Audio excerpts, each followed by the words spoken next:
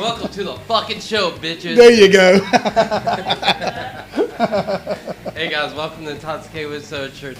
Today, I got Chris Lodge and Jason Lodge on here. Welcome, guys. Thanks. Let's fucking rock on.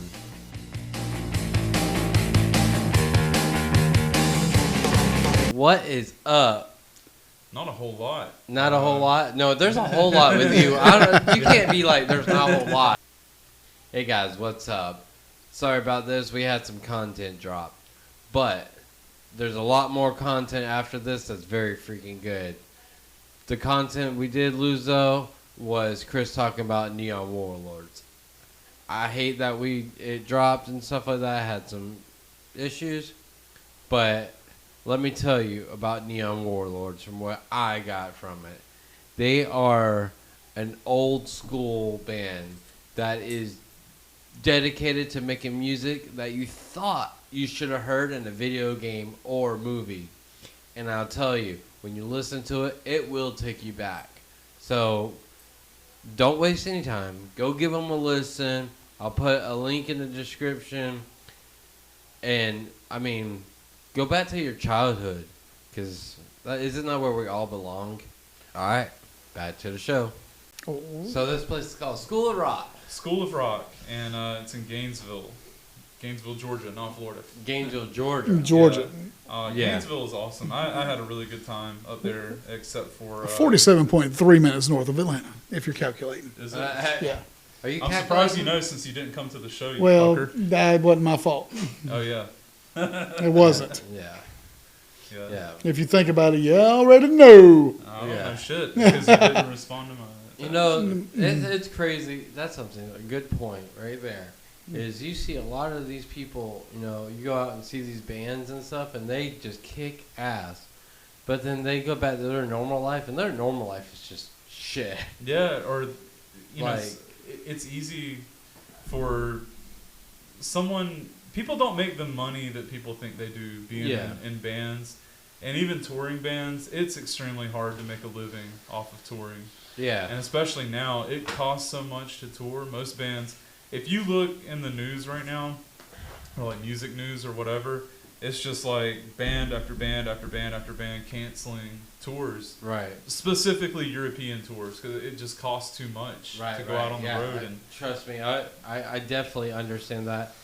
Well, I think it was the opposite. I think it used to be that's where you made your money was on the tours. You can make them. You make your money off tour only from selling merch and shit like that. But now venues are trying to take merch cuts too. Yeah, I mean, Jesus Christ. Yeah, I mean, you might. So back in the, I would say, 90s, even early 2000s, you made your money off your CDs and albums. You could make money back then. Yeah. Back then off of those, but nowadays you can't make money off of that. Yeah, it's just not there anymore. And I mean, so going to a concert, that's like the people who, like, big names, that's where they're making their money, is on tour. Yeah, you got to figure if there's a band like Tool, you know, and they're playing an arena or something, and there's thousands and thousands of people there, and you know, they're going to sell how many thousands of shirts for $50 or $60. You know? I mean, you got to think about on a tour and the promoter money. Yeah, but that's big bands, and that's why, you know, you've got bands like Iron Maiden and Judas Priest and Slipknot, and you know, your big bands that have been around for a long time. Metallica, even to a lesser degree, Megadeth. You know, kind of older bands that have been on the road, that have been around for a long time. They'll even tell you, you know, there's no younger bands coming up that are going to have the same opportunity that they did. And that's why you see so many of these guys on like YouTube and things like that, because to make money, these guys have to diversify their income stream. And that's why, you know, I know this is like a recording thing that is different, but all these guys are having deals where they're releasing like signature amp sims and, you know, cabinet simulations or presets or whatever, you know, courses, lessons, anything that they can diversify, make money off of. There's actually an app now Where it's like, do you want to learn how to play the Metallica song just like we did? And it's the Metallica guys teaching you. Yeah. Scott Space Lessons does the same thing. Yeah, they do master classes now. Yep. And that's how they're making their money. Is They off make those money. master- And that's, even a band like Metallica, they could stop tomorrow. Yeah. And I mean, the Black Album consistently stays in the Billboard charts because it just sells constantly. Right. From now until the end of time, that record will sell and they'll get money off of it. Yeah. Because that's the way shit worked back then. Mm-hmm. It just doesn't work that way now. No. You don't sell stuff. And like Spotify, you get 0.005 cents per stream, I think. What? Yeah. It's not very much. Yeah, it's not very much. But you just have to, it doesn't bother me. I mean, I don't want to be paid $1 every time someone streams our shit on Spotify. And I mean, we'll give our music away for free. Mm-hmm. I'm in the process of uploading high quality files to our Bandcamp that you can download for free. And yeah, you can donate if you want to, but I want people to be able to get it if they want it. Right.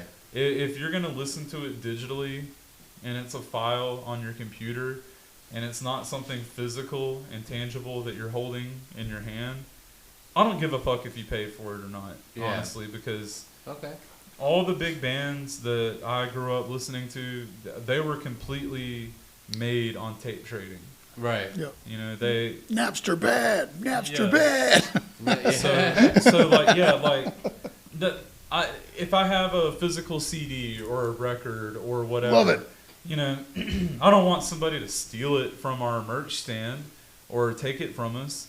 But if it's something digital and you can't hold it in your hands and you can't flip through the booklet and you can't touch it, then if it's just listening, then I don't necessarily I get where care. you're coming from. You're listening just to the music. Yeah. You don't have that like the CD has a book in it. Yeah, a little bit, some money went into that. Yeah. To make that physical product. But otherwise, I look at it kind of like I did when we were a kid listening to the radio.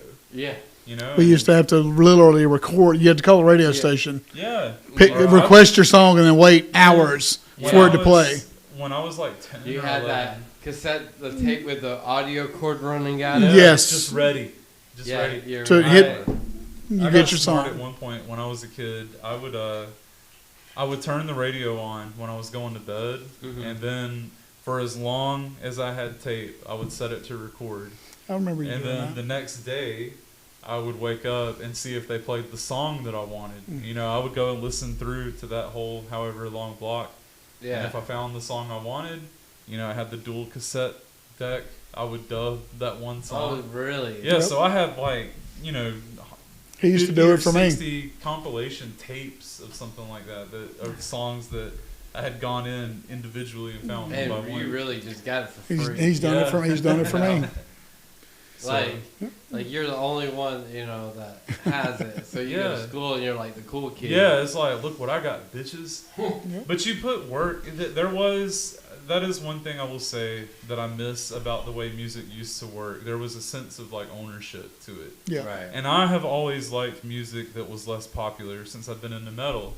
And I gave you your first metal CD. the Rhapsody one. Well, that was Matt. Well, Matt gave it to me to give to you. It was Matt.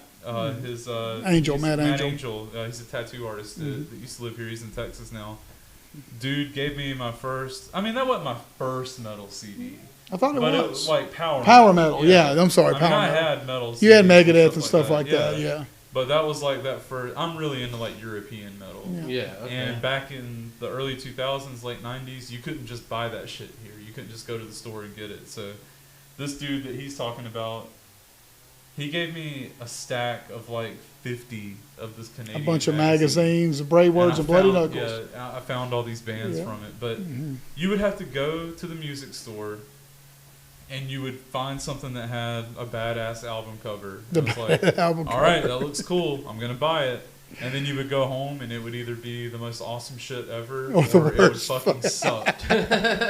What was that black metal one I bought with the? Can't remember the. God, it was the guy's name was Azazel. I can't remember the name. They were like a vampire band, and I bought it because the cover looked cool, and I got on. Yeah. I'm like, It's like, oh. That's like playing a video game because of the cover. Yeah, it's like, oh, we've this done is that cool. too. Yeah, I've done that too. And it's like, this is the biggest piece of shit. Yeah, I bought. Oh, I've got to look that up real quick. I got to know bought who a that band PS1 that was game now. one time. It was a drag racing game.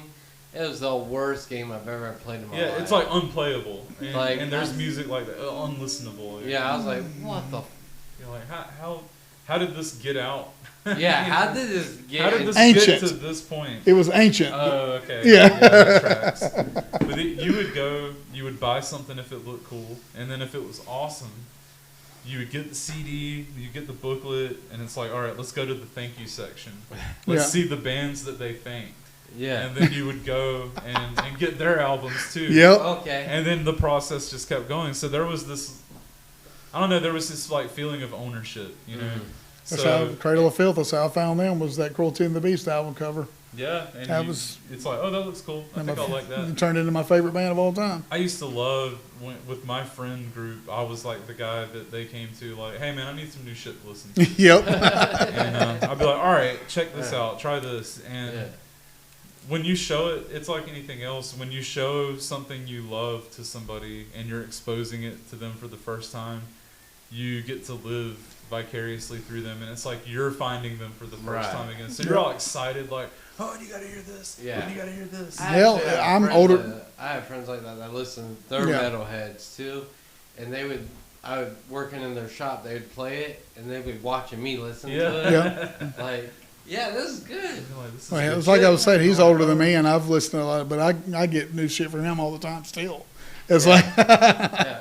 I'm like, have you heard of this group? And he's like, yeah, check them out. Or I'll go, you heard of them? It's like, no, don't bother. Yeah, Yeah, Jason over here. you'll be all right. I know you. You'll be all right. Yeah, Jason over here sitting here bored as shit. He's like, hey, I need some new music. Yeah, I try. He Like, gives me well, good ones, man. You know, now it's harder and harder to find that though, It because is. there's so many bands and it's so Well, the oversaturated. And I try to go and find lesser known things, but It's not the same, bro. it's not the same. And I'm kind of getting to that old man shaking his fist at the sky point where I'm listening. More He's not and kidding, more. man. I listen more and more to the same shit that I've always listened to, except when it comes to the like 80s and synth Yeah. kind of stuff, because You're just really probably discovering some of that, though. a little Now that bit- you're- yeah. Well, I've always been into it and I've always been aware of it, but You It's haven't like- dug into it like you well, are I've now. gotten to the point where I don't give a shit what anybody thinks about what I'm listening to. Thank you. Not that I ever really did. I was but- about to say, that's not you But it right was there, like, but when I was in death metal bands and thrash metal bands,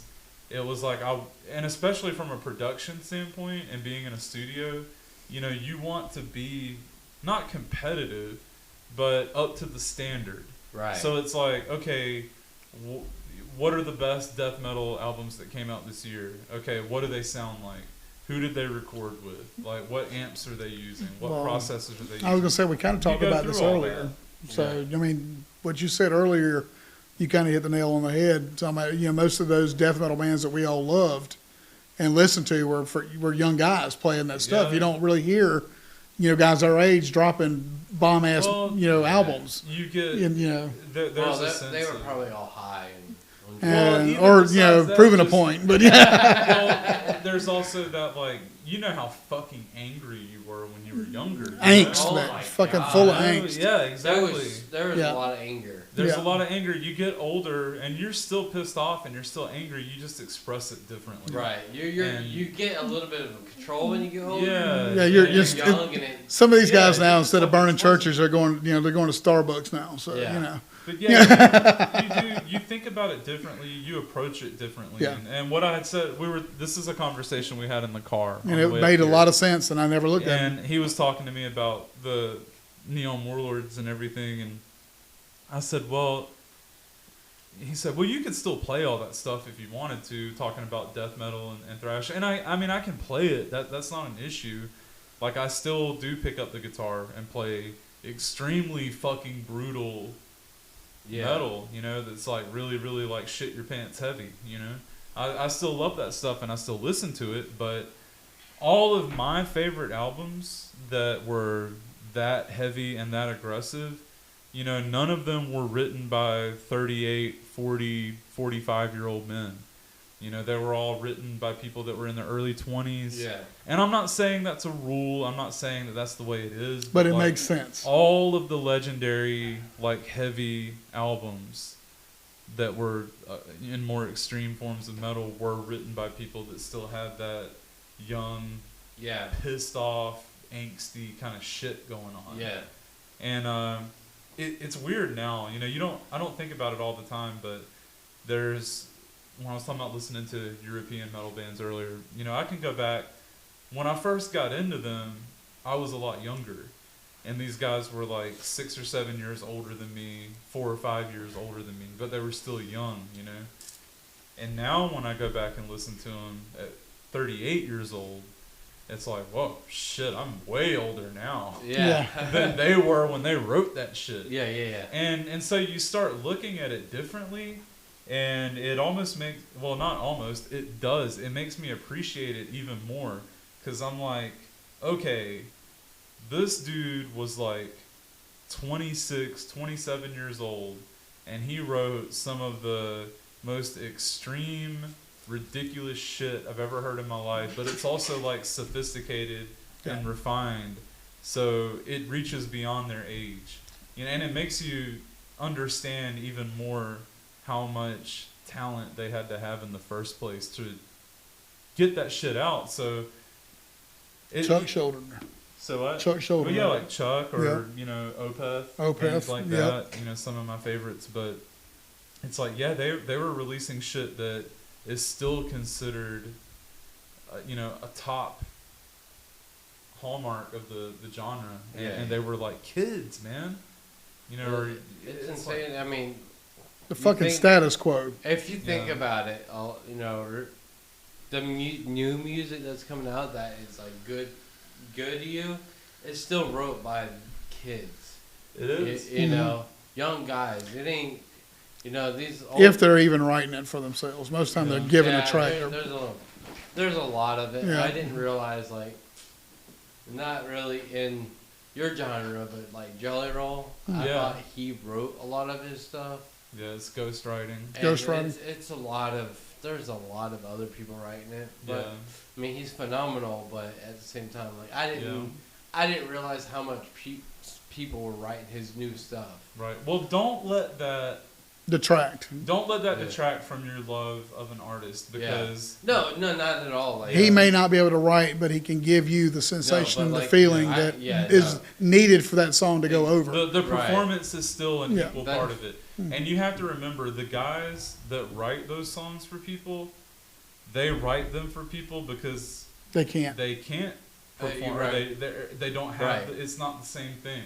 I won't say that they can't, because some of those legendary songwriters are some of the baddest motherfuckers. You damn right about that. Yeah, true. Very, very true. Mm-hmm. But like a good example, right, in today's standard, which again not in the genre, but Fast Cars. It was made years and years ago. Well, Luke Combs took it over, and now it's been on #1 charts, like repetitively. Like, and then you have Johnny Cash took 9 Inch Nails. Yeah. With Hurt. Yeah. Like, and just killed. Yeah, and it's that's even like kind of a reverse thing where an older person took something. Exactly. Yeah. Right. You know, and you can make it your own, and the writing is awesome, and I do respect people that can write and perform their own thing, but also on the other hand, I respect an artist that has the maturity and the level-headedness to say, ability, I have gone as far as I can go writing for myself. Like, I need an outside influence. I need outside help. Right. You know, like, I'm open to seeing what somebody else has to say. Yeah. Because that, when you're a musician, dude, and you know, we tend to have control issues with our music. Like, to let somebody else in like that, it's tough, man. It's really tough. Ozzy Osbourne, this man, he made a new album, and they brought in Justin Bieber, and he goes, "Who the fuck is that? Yeah, who the fuck is that? Yeah. Sharon, who the fuck is this guy? Yeah, dude, that shit when I seen it, I thought that was the funniest. Well, there's the shit. shoe goes on the other foot too, because Right. you had somebody literally said I can't remember what artist it was that worked with him. I want to say it was somebody, Ozzy, who? Post Malone. Yeah, and they said it's so good for Posty to put this Ozzy Osbourne guy on the map. He's Yeah. always trying to help people. That's just me. Yeah. That's not something. That's just me. Shit. I thought it really happened. That wasn't a real thing? Well, no, Did I get memed? It's meme shit, and I mean that's been happening forever. Like, Right. remember when Godzilla 1995 came out? Yeah. And Puff Daddy did that. He redid Kashmir with Jimmy Page, and everybody was like, Come with me now. Some cool for Puff Daddy to Yeah. give this old guy a chance. Yeah. You know, like nobody really thought it was just like something. With today's stuff, I kind of wonder sometimes, but if I'm wrong, I'm Well, wrong. It's you all know, right. people have so much information. Yeah. Some people have a lot of information that isn't real information. Yeah, they get tricked. Yeah, that's just like there was silly about the local area. Someone posted there's a Target coming up in Tifton and put up a picture of it, right? Yeah. And then it's just a meme. Yeah, it's just some fake shit. It's some fake ass shit. Well, I mean, hell, I believed it. I ain't gonna lie. I was like, I could imagine somebody out there not knowing Ozzy existed. Oh, Yeah, man, I'm right. sure You know, there are, because, like, yeah, you know, so Who you the fuck's take- this old guy on a Post Malone track? You You know? take somebody like Post Malone that's like hugely popular, Yeah. and Yeah. you know, you got like a 16 or 17-year-old kid that's into that. Like, Yeah. they wouldn't They're not gonna give fuck two Ozzy shits Osbourne. about is. Ozzy. No, exactly. Yeah, It's just like, and that's so okay. Ozzy you didn't know? know who Justin Bieber is, but all the Justin Bieber fans didn't know who Ozzy Yeah, is. Yeah. it's a two-way So. street, and it's the older we get, it's harder for us to put ourselves in the younger generation's Right. shoes. But I promised myself that I would never be that old fuck, you know, that was like, hey, kids, these are-" you know. I don't got to wanna give be him that credit. guy. He No, has I not don't been wanna that be guy. I so. tried so hard to stay with the young kids and the new times and stuff, but that shit's hard. Just got to It's give on hard. when you I- know to bow out. It's like, all right. I can't stay with them. I can't follow the things that they follow or like the music and Right. the media that they like, but I try to at least understand and not be that guy. Yeah. Like I've got a younger coworker. I mean, he's a good friend of mine. But I work with him. He's a coworker, but he's also a friend. Yeah. But I mean, he's like 10 years younger than me, and he's 10 years older than me. Yeah. But because we're of an older generation, that 10-year gap isn't as big of a deal because of the way that technology Mhm. and life was. Really? But the difference between me being born in 85 and my friend being born in 95, that Yeah. was a big fucking jump. So you know? Yeah. the manager is 10 years younger than me. Ah, yeah. So So you've got a similar gap. There's that 10-year gap, literally a 10-year gap between us, and she knows so much more like of the newer Yeah. stuff that's coming out, and And you're just That- miserable having to listen to it. It's yeah, okay. Some of it, Yeah. some of it I am. There's a lot of new stuff that comes out that I'm like, Yell at oh, me, this is don't yell at actually him. good. Yeah.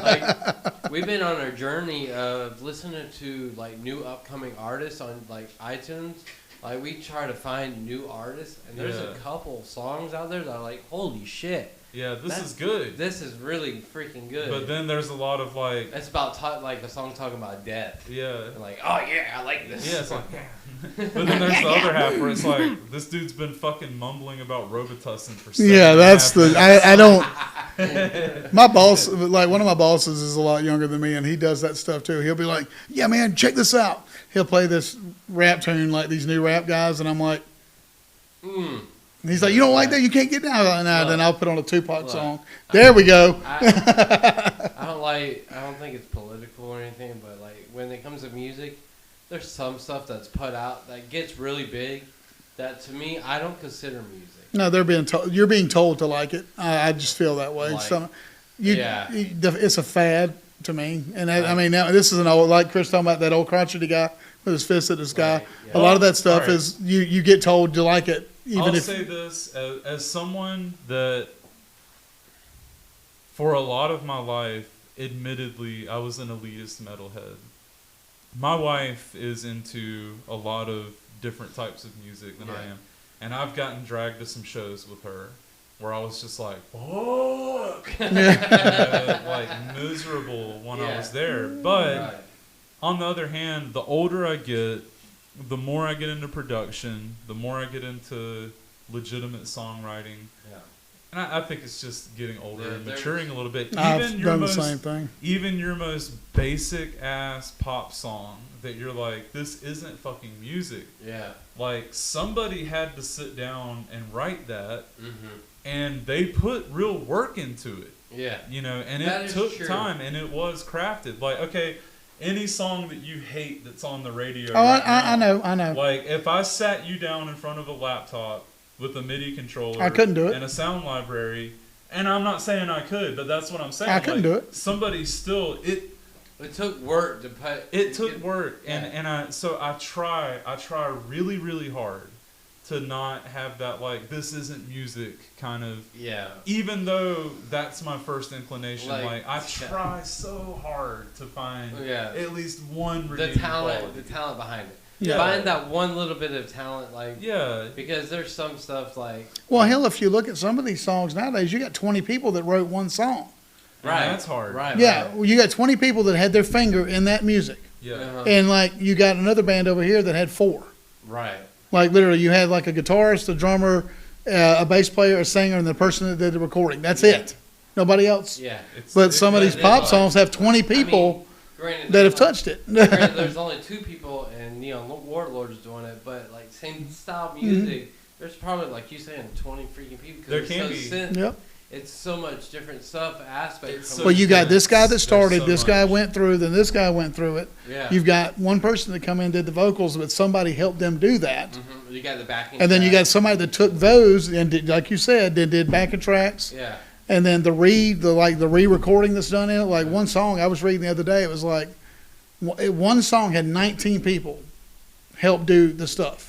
Well, and including writing the music, the lyrics. Yeah, but when you look at credits like that too, like a lot of it is like engineering, and mixing, and building, and because there's so much. Yeah, we have access to so much technology now that you can have 20 people each work on one element and bring them all together. It's like, okay, you handle the bass, like low end kind of synth stuff. You write a hook. Mm-hmm. All right, you come up with some harmonies. You come up with a beat to go behind it. Yeah. And then so on and so forth. You know, it goes on. I mean, it's almost like think about like a high-end kitchen, like a restaurant. Like you and I'm talking like a Michelin star, kind of like fancy. We're gonna spend a shitload of money for, you know, this tiny little meal kind of place. Yeah. Like, you know, if you saw that kitchen, there's like 20 people back there. Each when with all one you're getting task. is this like little plate with a little piece of shit on it with some glaze on it and some garnish. But all those people were in charge of one little thing. Aspect about that. Mm-hmm. And the fact that it ran like a machine like that, even if the end result is something that just looks good but tastes like shit, we can still hate it. Yeah, we can still hate it. Like I could take a bite of that and be like, yeah, this is just like a $100 steak that's bland as fuck. Yeah. But, you know, I'm impressed that they did it. Yeah. No, it's like you're paying for sitting in the seat. The presentation of it all. The presentation of the place. Cause it's beautiful where you go. Because there's a water fountain. And to say that you went there, too. Yeah, that's the other thing. Just to say that I saw it, I was there, I had a ticket. You get your picture of it, and you know, so true. Jason and Chris checked in at blah blah blah. I'm like, about to try this, and then you won't say anything else about it on social media, but your friend asks you about it the next day. Right. Hey man, I saw you went to that fancy upscale place. How was it? Oh, it fucking sucked. Yeah. It fucking sucked. About $500. Yeah. But, you know, now I know. But for the experience, it was worth it. Yeah. I can't say that the experience was worth it. Well, I think music can be like that too.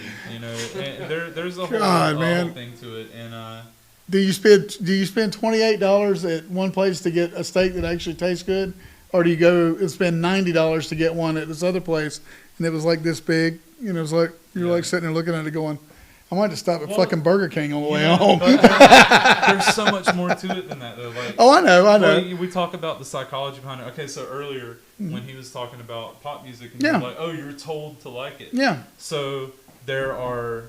And I'm not going to name any names. A close friend of mine just went to a fancy Michelin like TV chef kind of place. Right.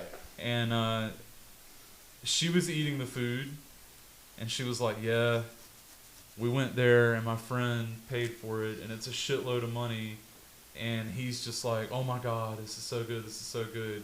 And I'm like, "Really, bro? This is bullshit." Yeah. Yeah. She didn't want to say anything about it. But so then you think about that aspect of it too. There's the placebo effect. Yep. Right. Yeah. You know that you're going to this thing and you're spending this money on it, and this went into it and that went into it, and it's got this pedigree and all that. So I think music can be that way too. Like, oh yeah, this was the #1 songwriting team in Sweden worked on it, and they recorded it. The #1 studio, the #1 engineer, and the #1 producer. And the top of the charts, #1 singer. This is gonna be fucking great, you know. And then it comes out like garbage. And then it comes out, and then people like us that wouldn't know that history behind it, Right. would be like, "This kind of fucking sucks." Yeah. Well, that's kind of what people that keep up with it are like, "Oh, hype! This is fucking awesome." The hype is there, and that's what I mean by being told to like something. You can take somebody that everybody looks at, and I'm sure you've seen it in school. Somebody that's super popular goes to school wearing a hat that looks like teetotal shit. It's like, how in the fuck did that person pick that hat out and say it's cool? But just because you get the notoriety that cool person's got, you're going to go buy that hat too. Then everybody else goes and buys it. That's basically what I mean by that whole cascading effect. Wants what the popular kid Yeah, that's what I mean. The same thing with like TikTok's done the same thing. Like certain songs, it's like, how the fuck did that become famous? And it's like, because it was TikTokable. Yeah, because and it's like now everybody's like all over that dude's nuts. There's actually songs that we listen to now. We learned off of TikTok. Yeah. And like I'm like, oh, maybe y'all need to do that. Do a TikTok page, man. I mean, we do have a TikTok. Oh, do you? Oh, okay. Don't see it. You're on the shit. 24/7. Goddamn. Like an animation with your music. See, that shit's expensive. Yeah, that's it. Now you're getting into like some money. Oh my god, man, getting into like artwork and like videos and stuff. Oh, the artwork you have already is. Yeah, dude, y'all did like, super cool. To get there, that comes from anytime we do artwork, we'll discuss it and say, this is what I see. And I suck at visual art.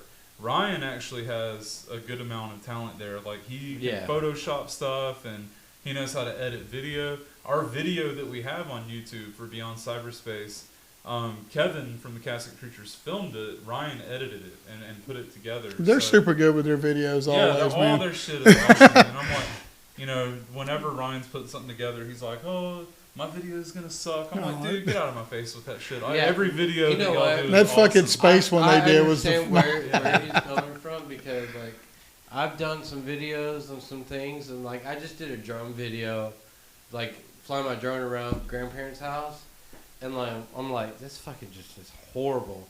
And they are just appalled, like they're like, it's the greatest thing in the world. Oh, I'm that's like, amazing.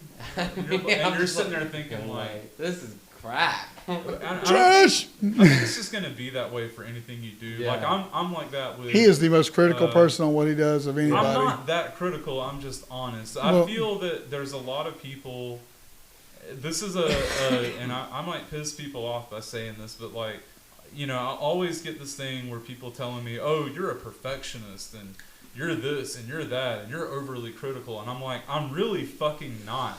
I just have a baseline of quality control built into me, because 9 out of 10 bands that will be like, let's write a song. And then the first riff that some motherfucker comes up with, they're like, all right, there's a song, let's work on it. They don't talk about it. They don't dissect it. They don't think about it any further. It's just like, the first thing you came up with, that's what you're going to work on. Throw shit at the wall, see what sticks. Yeah. I'm not like that. I'll say, here's a riff. Do you like it? Yeah, I like it. All right, well, let's talk about it though.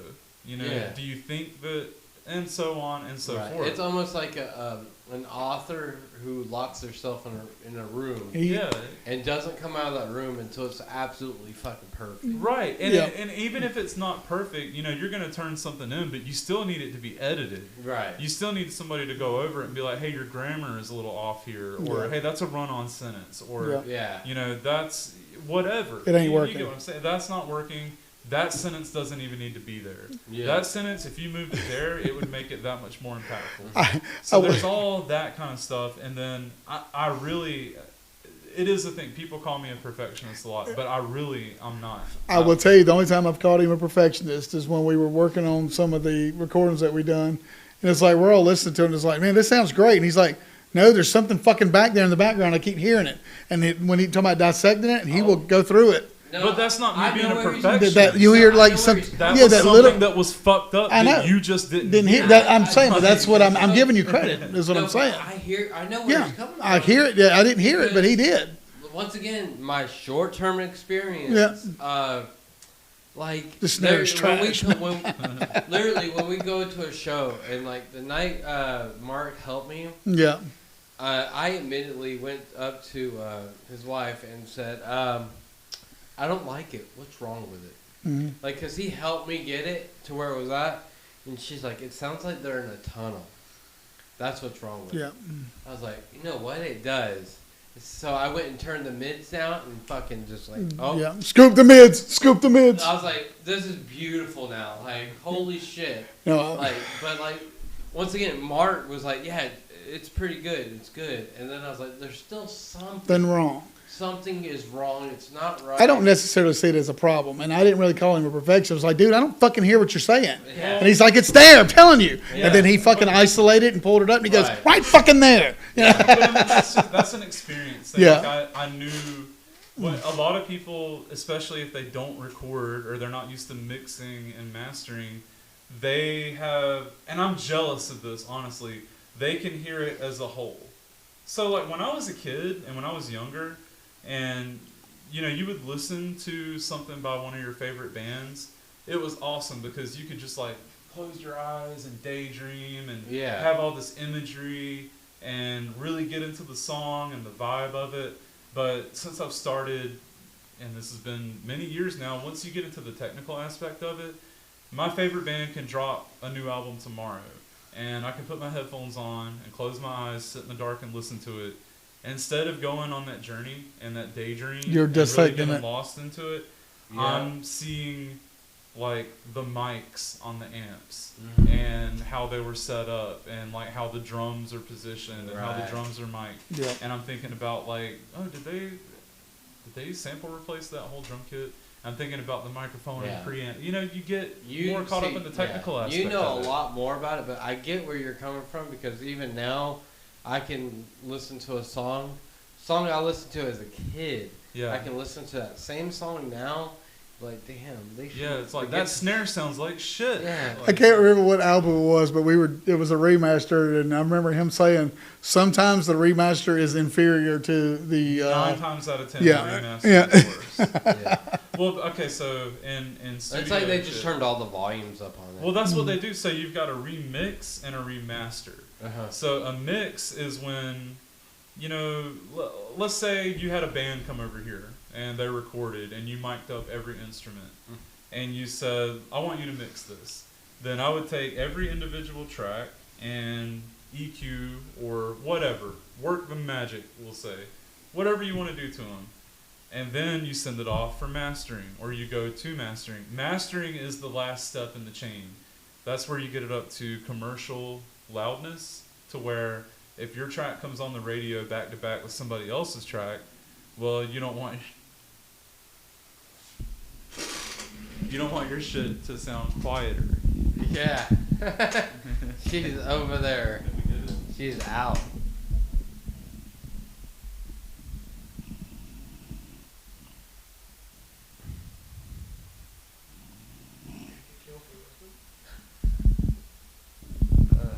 Lord. Y'all heard, so as you know, you just heard the cricket, everyone. The noisy cookie. Yeah, so when a lot of these albums, it'll be like a cash grab thing where take your beloved 70s, 80s, early 90s artist, some rights will expire or move to a new hand, and so they'll say, okay, it's time, we can make some more money off this.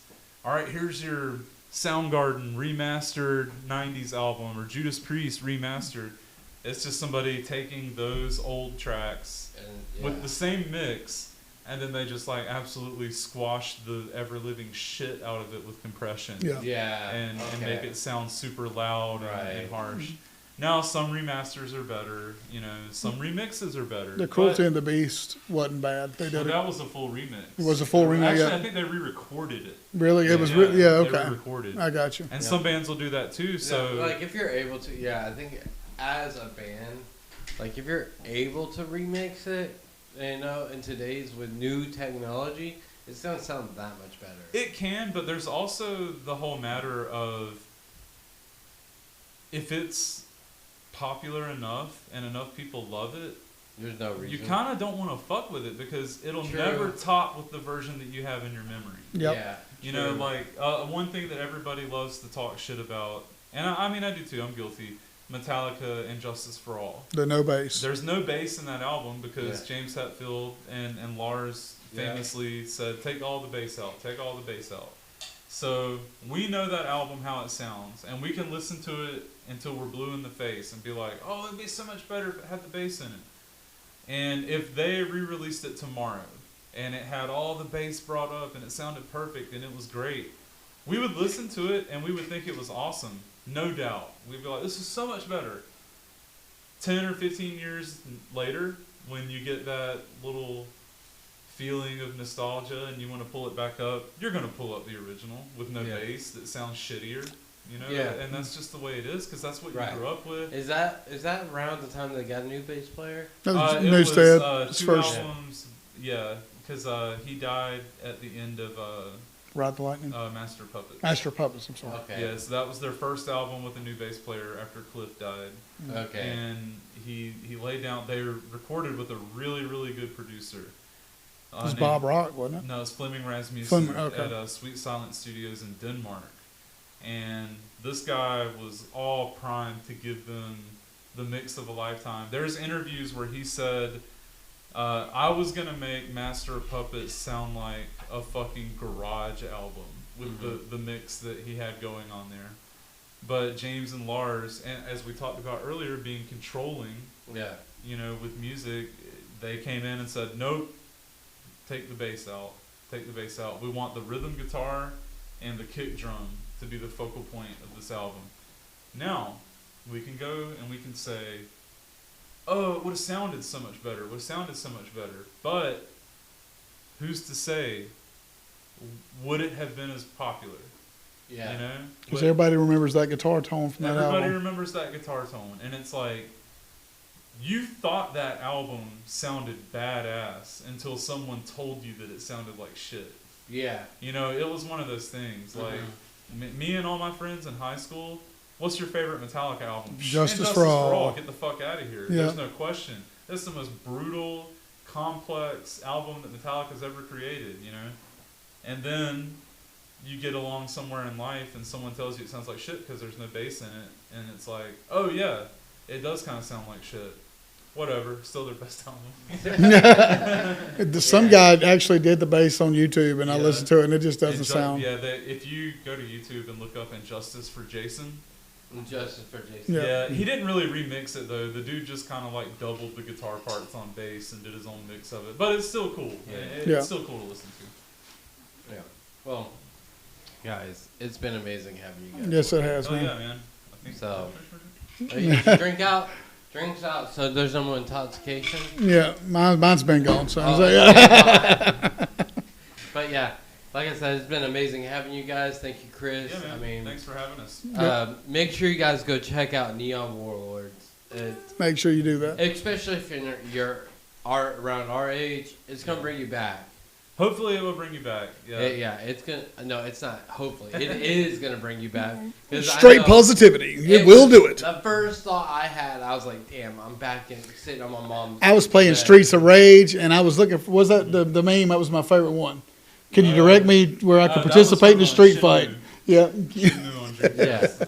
But- Can you direct me to where I can have a A street local fight? street fight? Yeah, participate in a local street fight. Yeah. Anyways, thank you guys. Love you. Take care.